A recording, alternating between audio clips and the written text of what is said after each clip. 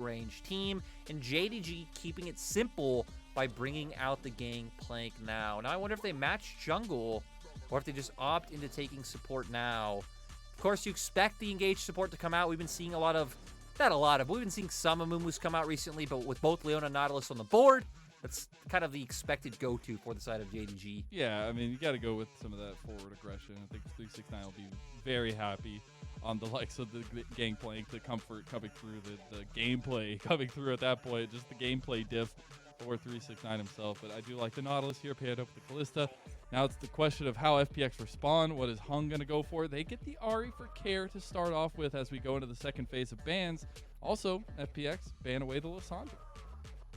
Yeah, so Care was a bit of a one trick on the Ahri in spring. Not only in competitive, if you look at the solo QID, his games on Ahri was like 4 times the amount as his like next most played champion, something he just feels incredibly comfortable on, trying to set up for this mid-jungle 2v2, which like we said, even though Clid has not had a good split really by any means, in their few game wins, a lot of it really did come off Clid and Care linking up and then moving down towards that bottom lane.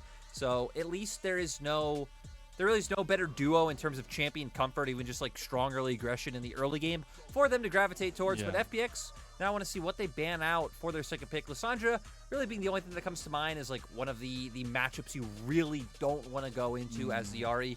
Obviously things like Veigar, which we were seeing a lot of in spring, have kind of fallen off the board. But when you're going up against the Yagao, Care's still going to pay respect to the LeBlanc. Hey, respect is due, my dude.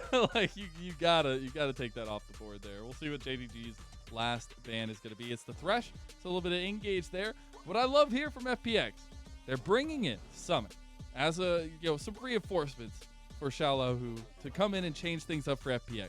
The LCS Spring MVP, and they're also in his first game in going to give him the counter pick. This is the setup that FPX would need if they are going to try to make a comeback in this series. Right. I mean, Summit kind of getting handed it as well with JDG just picking GP on second rotation on blue side. Bring it, bro. Yeah, they're not gonna pick up Braum, so they will at least be a little bit short of engage, depending on what they decide to take in that top lane. We'll rely more on JDG coming into them, which there's a Kalista and a Nautilus, so it's something you can count on. They also do have the ability to play for picks so far with the Lee Sin and the Ahri. But now for JDG, where do they go with jungle? We've seen the Vi a few times. Not a big fan. I feel like Kanavi has really not looked comfortable, but he has had some phenomenal games on Graves. And we've seen what Graves can do, right? If Graves can get ahead early, if you get a very early Umbral Glaive, you just completely take over the map in terms of vision control and are just able to shut the enemy out from the get-go. And we're speaking of comfort.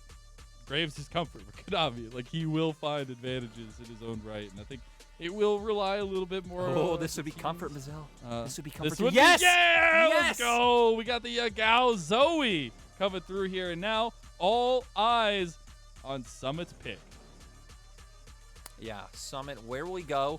Kale, obviously being one of the things that was banned out in Game 1, was one of the early answers we were seeing to the Gangplank when the split started off. Just being able to answer in lane and pretty much just handshake, scale up for late. If they decide to go for this, which they do, so they are leaning into the peel, the disengage role coming through, right? Having things like the Braum ultimate, having the Braum shield, able to protect your AD carry. You have the explosive cast now, able to knock enemies back. We're going to have what I'd assume just the continued Gragas build that we've seen, just all leaning on the ability haste, so you can just spam your abilities. And yeah, two different compositions, right? FPX about peel, about kiting, about playing for Lwx. We're on the side of JDG. I'd say having a bit more options, right? You have the engage able to come out. You still have some range coming through with your Zoe. Cannon Barrage, very good against immobile AD carries. So I think JDG will have some options with how they are able to play out the game. Yeah, it's still such an interesting game to kick off for Summit in his own right. You see him in the chair. You see him ready to go, but also coming off a game for FPX where JDG just literally throttled them. And they're going to have to like recoup, revamp, and get right back into the game, because it's going to be such an interesting transition to see how many resources get developed in this top lane for FPX and how their strategy kind of changes here, Lyric. Yeah, because Gragas is not really a champion you typically really need to put a bunch of resources into, right? Like, very self-sufficient. You're kind of fine in most matchups. You can clear waves from a range with your Q. It's very hard to dive you with your E, as well as once you hit 6, the R as well. Just feels so incredibly impossible to go against. But still, you also do have gank setup. I mean, you go in with something like an E flash. You have the cask post 6. You hit them closer to your side of the lane. So for FPX, I wonder how much resources they'll put into, maybe not necessarily put into Summit, but just put into what they bank on is like, hey, 369's on this immobilized champion. We have setup. We have ways to take him down. Let's look to punish 369, set Summit up for a great game, and then kind of take over from there. Because for FPX, I think it's definitely a lot more about their 5v5s than it is about maybe seeing how these individual lanes go. But after game 1, I guess we do got to keep our eyes on how those individual lanes go. Yeah, I would say so. I'm looking at a redemption arc here for Clid in this second game. I think game 1 was a bit rough in his direction against Kanavi, and Kanavi, if he could upend Clid in this situation, make him look just as he did in game number 1, it's a big statement game and big statement series from not only JDG but Kanavi as well. And as we get into the second game, it's a potential for JDG to remain undefeated and close us out our second series. FPX just want to find a hold in this series, find another win potentially in their belt. We'll see what happens, as early game is not looking good for Summit. He's like, wait, I'm not in the LCS anymore. I don't need to be focused. Stop. Don't look at me. He gets almost all of his health bar taken out, but he will make it out alive. Maybe.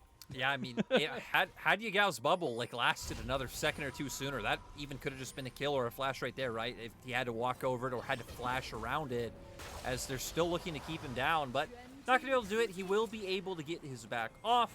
Will return to lane a little bit late, so they at least do get something out of that. FPX answered with a ward onto Kanavi's red buff, so they'll have matching information of where he is. So both teams will at least have some semblance of information about where junglers are starting and where they're pathing towards. Indeed, they will, as they will watch Kanavi take his entire red buff here. I do like that we get the same side starts, though, for the junglers this time around. I do want to see, how does this 369/Summit lane peter out, but especially still looking if we get any of those crazy starts on the bottom lane, see how much the snowball can be developed for Hope or LWX, more so looking at Hope, obviously, on the Kalista. But 369 right back to what's going on in game number 1, just smacking whoever walks up to his face in the top lane. Wasn't able to land the trial by fire onto Summit. That's a But fail. still, for JDG's going to hit on, I want to see a lot of interaction between mid-jungle. You have the Zoe, you have great gank setup. He started bubble level 1. See if he can get into range here. Kanavi doing a decent amount of damage. Paddle Star into the line, not going to connect. The bubble lands, but there's no follow-up there. So very close, but Care not going to burn anything. But look at what Kanavi's doing now, realizing, hey, I have pressure in my lanes, going straight towards enemy Raptors to look for the counter jungle on that one. So Clid gonna have to accept a little bit of punishment coming through. Lyric, that's why this guy is so devastating in the jungle. He always just has these aggressive passes. Yes, sometimes every now and then don't work out for him, but a lot of times he just gets that little bit of extra, that little extra push that's gonna help him further on in the game. And you were hitting on it in draft, right? If there's one thing that's covered for Kanavi, it is Graves. I think back to 2020, where Kanavi was like the first jungler in LPL to go, wait, the best thing to do right now is not help my lanes at all and just power farm. And right, that was when Kanavi was having standout splits, and JDG were able to pick up their first title. So Kanavi getting back on a champion he's very comfortable with is definitely boding well for the side of JDG, and 369 as well. Doing great so far in this laning phase. He's giving him a nice warm welcome, I would say. I mean, I know he's on FPX, but I don't know if you got to give him that heat, 369. I mean, come on. Look, Mazel, I'm not as familiar with, NA League as you are, but I'm just going to take a guess that, the top pool is, quite a disparity between LPL and LCS. I'm not going to contest you on that one. No disrespect meant, but, yeah, coming in, is heavy trading coming out in mid. Yagao having to be careful, but Care not actually having much mana and already blowing all corrupting potions, so tons of heavy trading going down in the mid lane so far. But pivoting back to jungle, so that we see Clid on our screen, I want to hit on that. Kanavi, I feel like the two places we should be seeing him most, right, is around mid, playing out through mid jungle, but then also linking up with your bot lane. Sure, FPX's bot lane has like some safety in terms of having the Braum there, being able to peel back and making sure that hopefully you are able to escape even when you do have the push, but you have the engage and the gank setup come out from missing, especially when you're in a champion like Kalista who does love to get ahead. Would be huge for Kanavi to really impact the spot lane. So I'm just pointing something out. Hope has not connected to missing just yet. He still has the spear in his inventory here. So they have not yet pulled the trigger on who they want to connect with Hope. And I think I've been hearing rumblings of, holding on to it until it actually, really is the big difference maker in terms of like getting set up for fights around objectives, things like that. But we'll see how that all works out here at the bottom lane. I thought Kanavi might be pathing more towards there. He's going to be doing his chicken nuggets and backing out as the dragon spawns. Yeah, Yagao's going to hover over, so just kind of playing Fog of War is going to make FPX have question marks. But if you look at the minimap, FPX actually have a lot of vision around their bottom lane. So Lwx and Hung feel completely safe pushing this lane in and kind of keeping their pressure going forward. And not a whole lot of interactions between junglers in their lane so far. For Kanavi, you're on the Graves. You kind of expect it, right? You don't have any gank set up in top lane. 369's pushing in. And mid, we've seen attempts, so JDG, I think, doing well so far to their strengths. Clid is the one right on the Lee Sin you kind of hope to see a little bit more from. Exactly that. And Kanavi's still looking for those aggressive paths, trying to find Clid out in his own jungle. Will be spotted out, though, in that transition. Goes ahead and throws out his own control ward. We'll be playing a little bit of vision game there.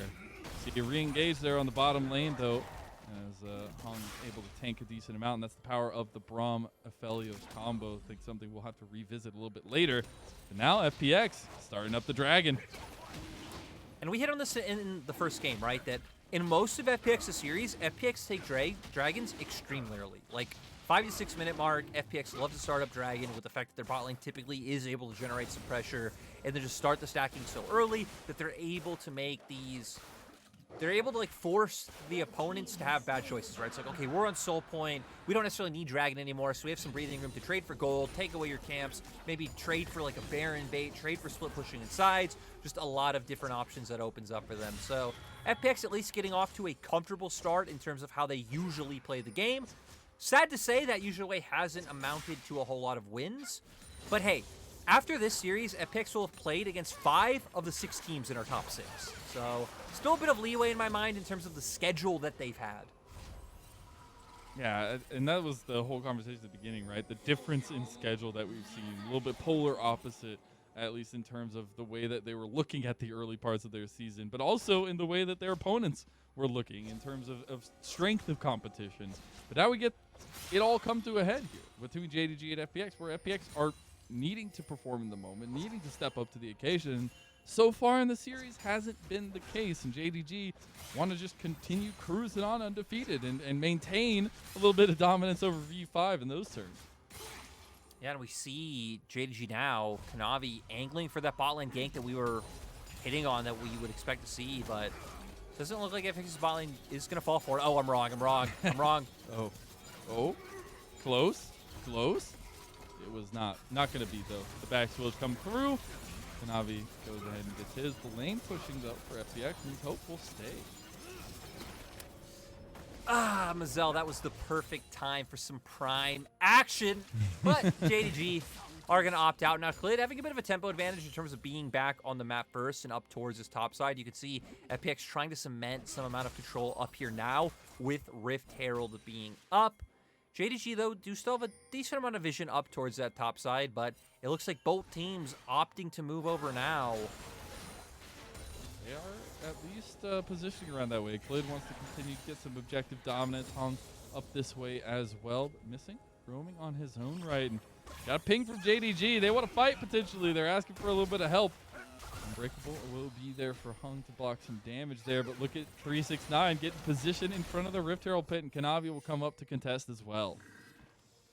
FPX, oh, they find 369, but nice flash. They might be in some trouble, though. Cannon Barrage now. Cask comes through 369, and Kanavi are in a 1v2 against Summit, but here comes Karen Hung.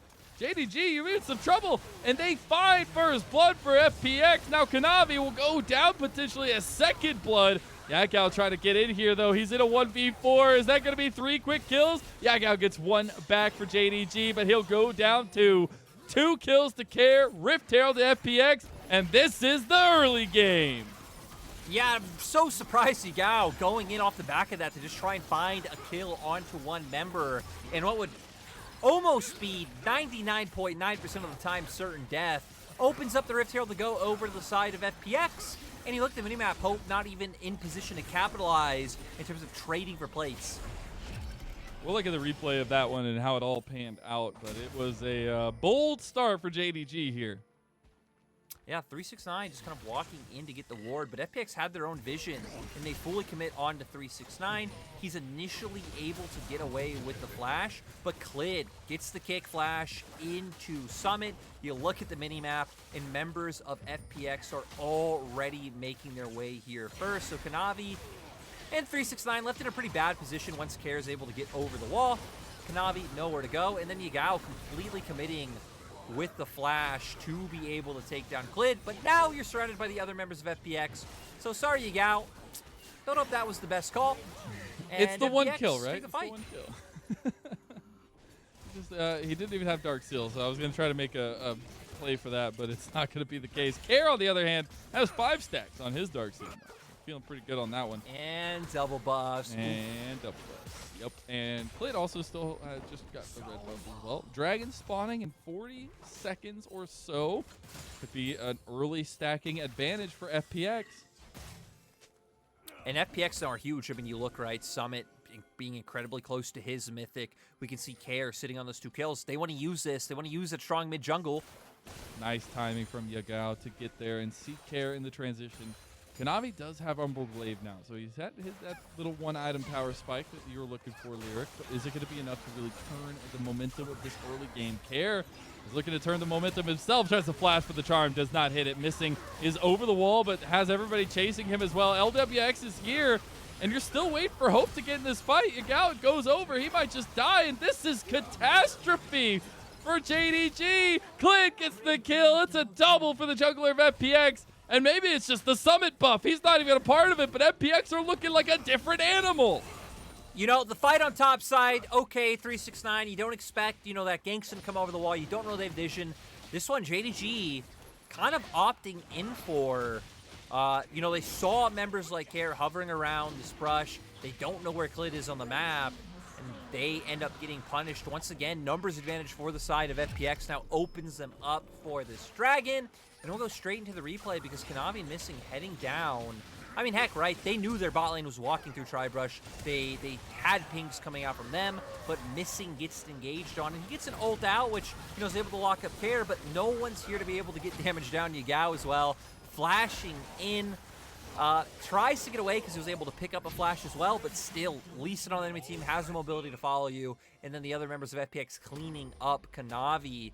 2K gold lead, 2 dragons on the board for FPX. This early game going significantly better than game 1. Lwx has the Rift Herald. He also has Gale Force now completed. So the power spike, at least in the first item, coming through for the bottom laner of FPX. And also the win condition that we had set forth for FPX here at this point.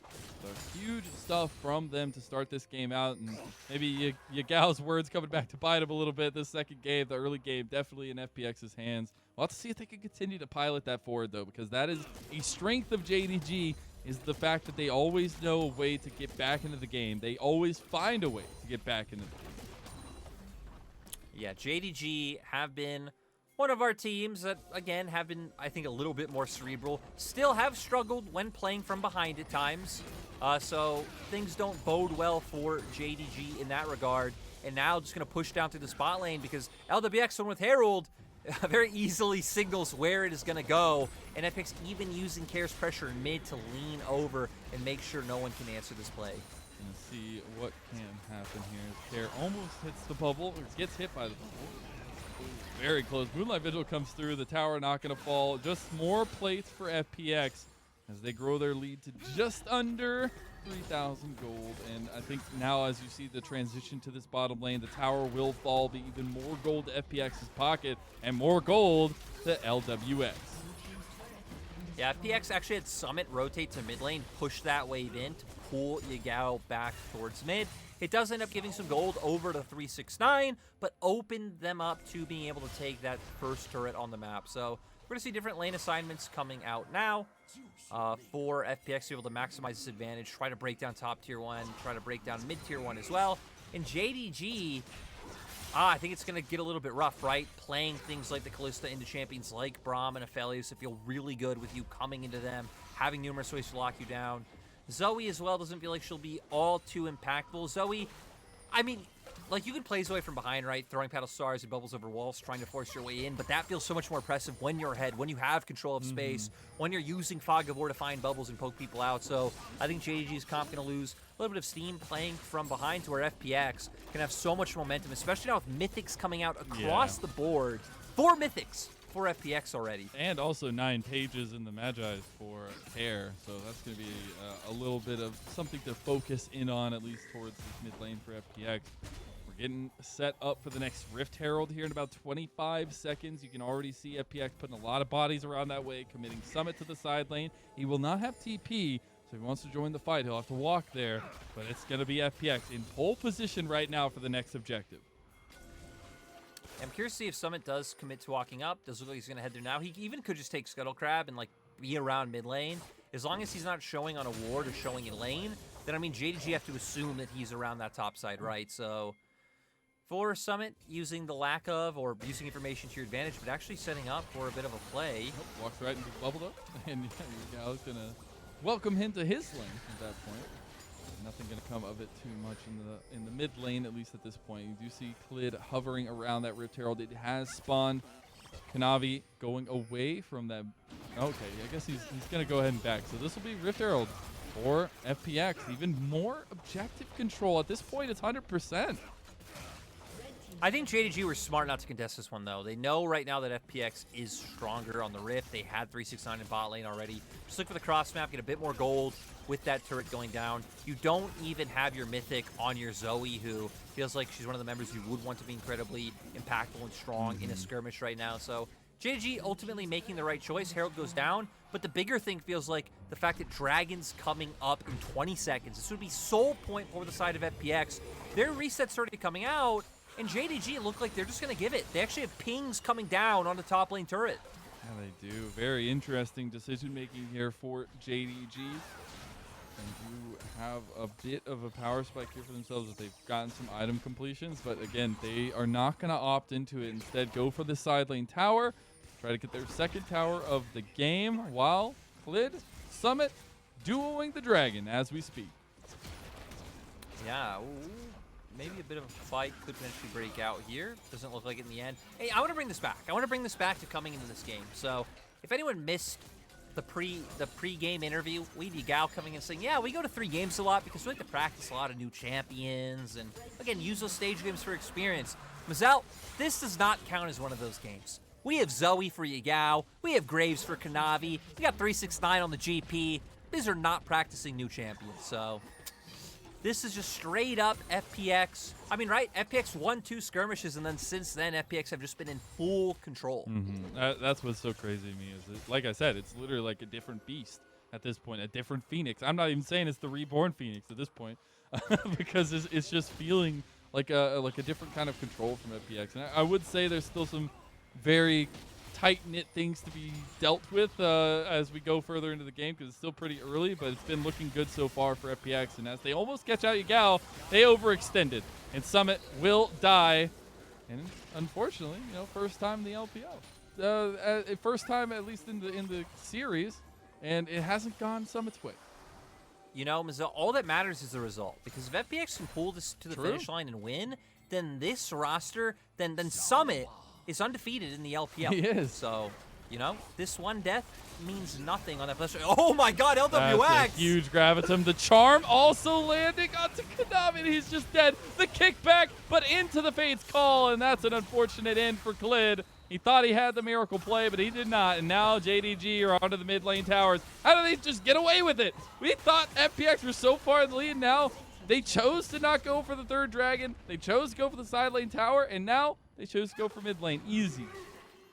I mean, like, LWX just makes such a hero play, goes in with the Gale Force, throws out the Moonlight Vigil. It is huge. And then Clid, oh, we're going back this far. Okay. Okay, they're taking red buff. We're gonna see. They want to show Goes for Summit's the first recall. death in the LPL. That's what they want to do. Now they think they're able to find this pick onto Yagao Zoe, but goes golden, buys time, and then Summit just getting completely bursted out within a second, having no way to answer. But then here, right, we see FPX coming back to mid lane, Lwx having the Gravitum, huge Moonlight Vigil onto 3 members.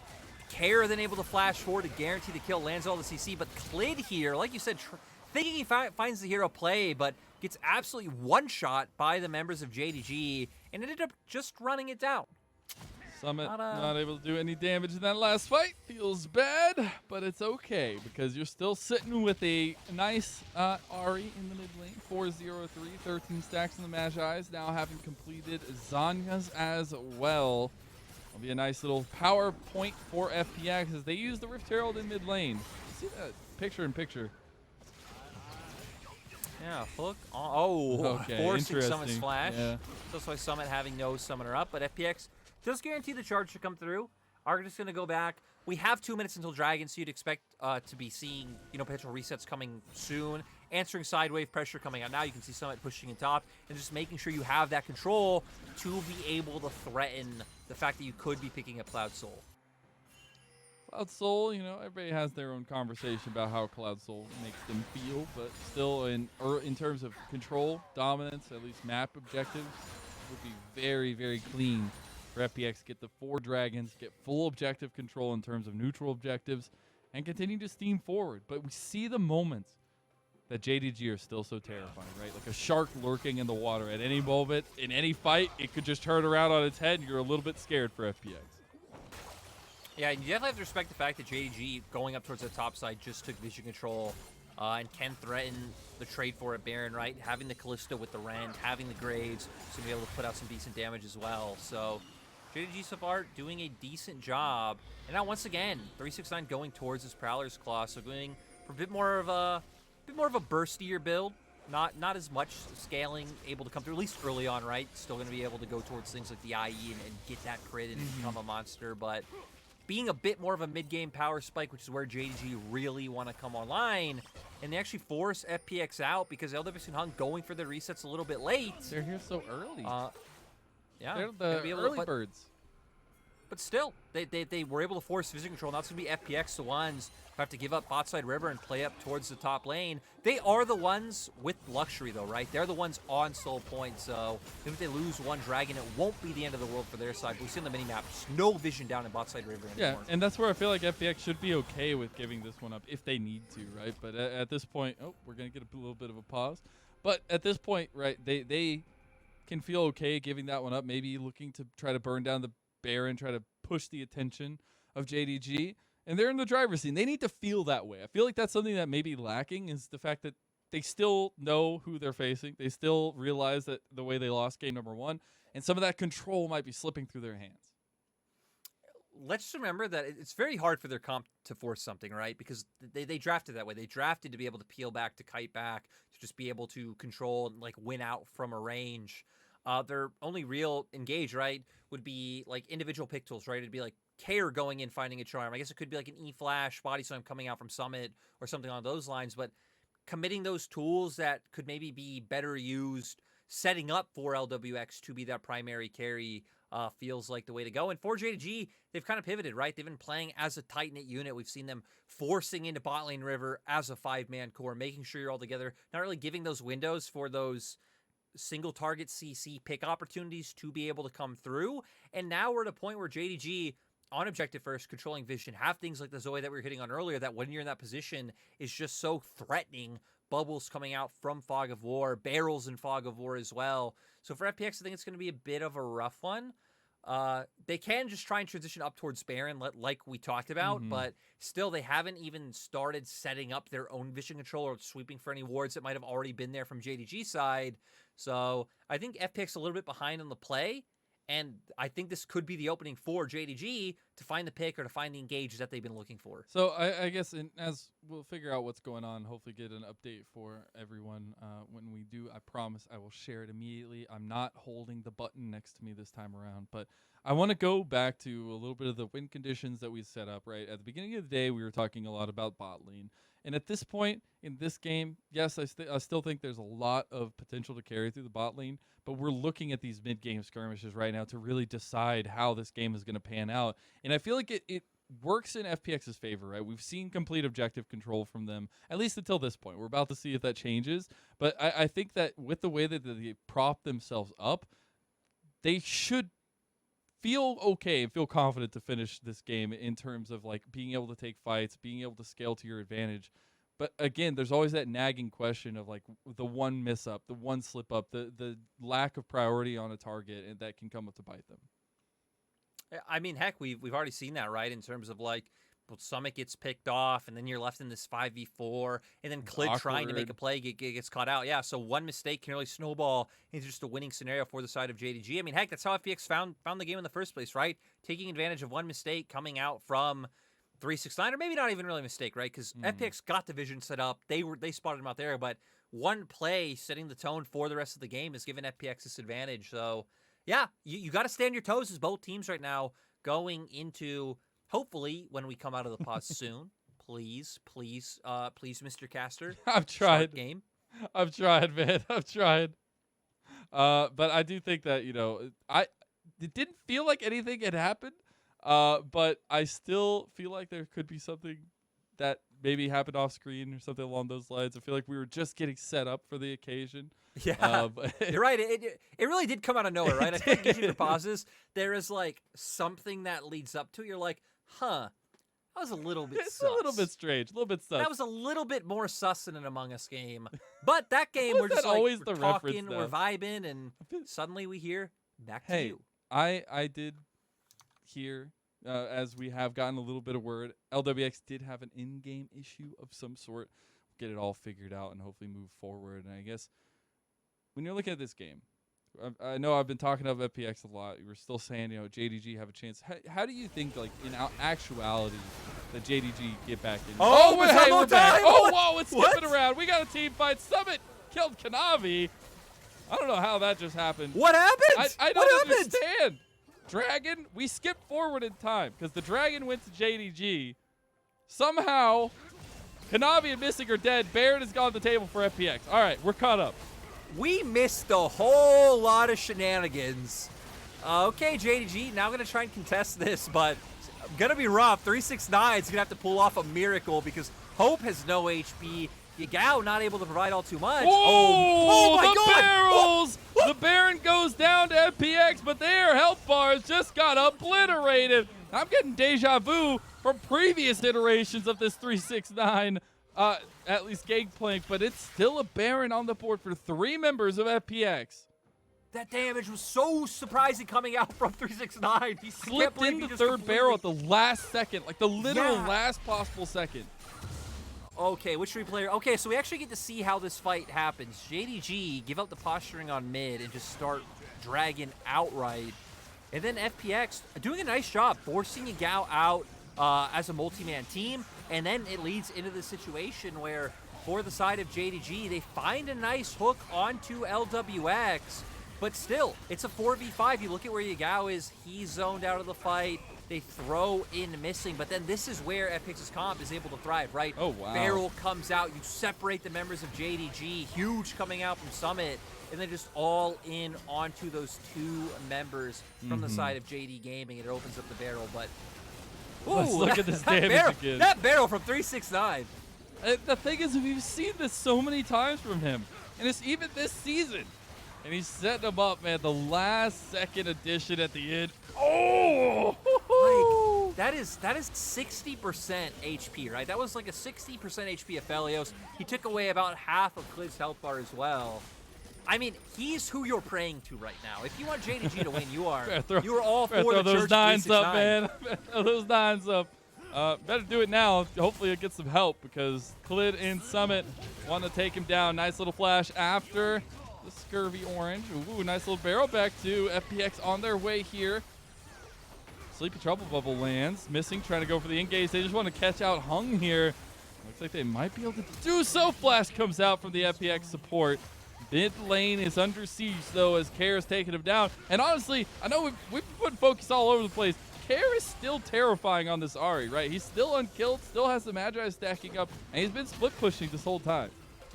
And no one having the confidence to match him. We see this 4-man core of FPX. The Unbreakable from Hung just absorbs so much. Like, Yagao feels like he does no damage in this game right now. So FPX doing a nice job playing out through a 2-lane setup, just trying to choke them out in regards to vision. But it would be nice if they started taking some of these wards that JDG had and, you know, not letting them just walk into their jungle and contest. But still, with the Baron buff, they will be able to guarantee some more turrets down and just try to further enhance this gold lead that, you know, isn't all too big. Like, JDG definitely not out of the game with where we stand now in terms of golden items. But, I mean, still, FPX time and time again finding nice punishes. And heck, again, just kudos to Summit for that last barrel in the team fight that we almost missed. Really doing so much to break up the members of JDG. That Baron power play was very close to not being really anything for FPX, but then they get the couple towers, the side lane tier 2, the mid lane tier 2, and all of a sudden they extended that power play a little bit further. But it's right back on the carousel here, Lyric, because we are on to Dragon in 55 seconds just about. And FPX need to set this one up at this point. I feel like they will want to fight over it. There's not another Baron for another 2.5 minutes, so a little bit far out in terms of the double spawning. We'll see how they can get themselves set up here, because you know the JDG are going to be there. It's just a question if FPX are. FPX going for recalls now, so they will have time to be able to make it. Should be able to get their vision control set up. You know, I can't get off my mind the fact that, like, FPX right now in the lead, like, in position to win this game. The fact that Clid's in position to win this game after that egregious, egregious mistake. Like, my God, even watching your guys' first series, even watching what went down in LPL today, that still to me takes the cake for, like, what was that? Hey, it is what it is. It do be what it do be. I'm just going to keep saying that. As JDG looking for the side lane pressure. Hey, they're opting out of it. They're going to give it away. They don't care about the Cloud Soul. They're going to go for the side lane tier 2. Yeah, now for FPX, not even having to commit many resources to take the Dragon. They know they could have Clid Soul that one while having LWX and Hung keep pressure in mid. Really no objectives they could take in mid or bot right now. I think it'd be really hard for them to just brute force onto an inhibitor turret, so they will just reset and look to kind of reinforce Summit on that top side. JDG do get a tower traded for the Dragon, so not all is lost in the end. But Cloud Soul going to be feeling pretty good, especially for champions like Ahri on the Rift, too. Yeah. Going to be getting tons of value out of that one. Can I just say, though, underlying all this, I was saying there's sharks on the side of JDG. Well, there's only one, I feel like. And it's 369 at this point, who is 4th item completed, waiting on his last item, way in front of everybody. And it's crazy how often it comes down to 369.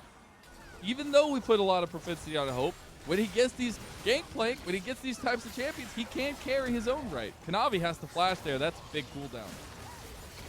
Yeah, that's huge. And look, Hung doesn't have to respect him, can just walk forward knowing he has a safety care. That's huge as well. Nice little engage, but it's all done. Dragon Rage quick on a 369, though, and he goes down himself.